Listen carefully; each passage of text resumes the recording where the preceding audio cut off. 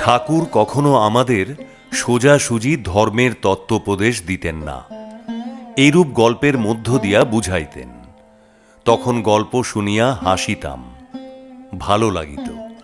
কিন্তু এখন বুঝিতেছি, ওই গল্পের মধ্য দিয়া তিনি আমাদের বুঝাইয়াছিলেন মায়ার কি অসীম প্রভাব। সহজ গল্পের মধ্য দিয়াই সত্যের কথা বুঝাইতেন। তিনি তখন নানা রকম রান্নাবান্নার কথাও বলিতেন, বাচ্চাদের লইয়া খেলা করিতেন। ঠাকুরের আসারও কোনো ঠিক ছিল না, খবরও দিতেন না। কখনো কখনো 2-4 দিন পরেই হয়তো আসিতেন, আবার হয়তো একদিন থাকিয়াই চলিয়া যাইতেন। আমরা থাকিতে বা যাইতে বলিতাম না, নিজের ইচ্ছা মতোই চলিতেন। একবার তিনি যখন আসেন, আমরা 3 জা ও বসন্তবাবুর স্ত্রী ঠিক করিলাম এবারে ঠাকুর আছেন, আমরা শিব চতুর্দশীর উপবাস করিব। ইহার পূর্বে আমরা কেহই ঐরূপ উপবাস করি নাই। আমরা স্নান সারিয়া ঠাকুরের কাছে আসিয়া বসিলাম।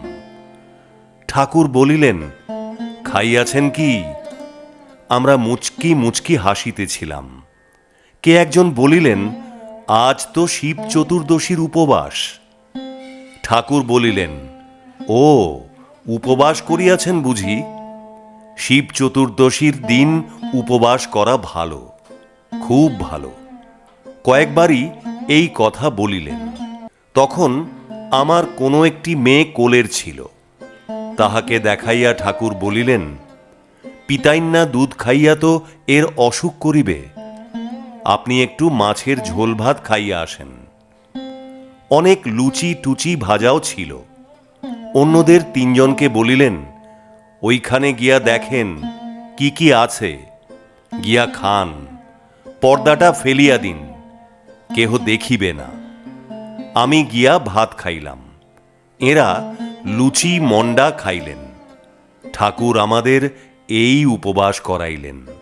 আর সেদিন বৈকাল হইতে রাত পর্যন্ত যত সব লোক আসিলেন, সবাইকে বলিলেন, আজ আমার মায়েরা উপবাস করিয়াছেন। যত জন আসিলেন, প্রথম খবরই হইল মায়েরা আজ উপবাস করিয়াছেন। কে একজন বলিলেন, উপবাস তো সবাই করে, আমরাও তো করিয়াছি। বলিলেন, না, আমার মায়েরা করিয়াছেন। পরে এরা শুভময় দত্ত মহাশয় ও অন্যরা আমাদের কি ধরনের উপবাস হইয়াছে জানিয়া খুব হাসিয়াছিলেন।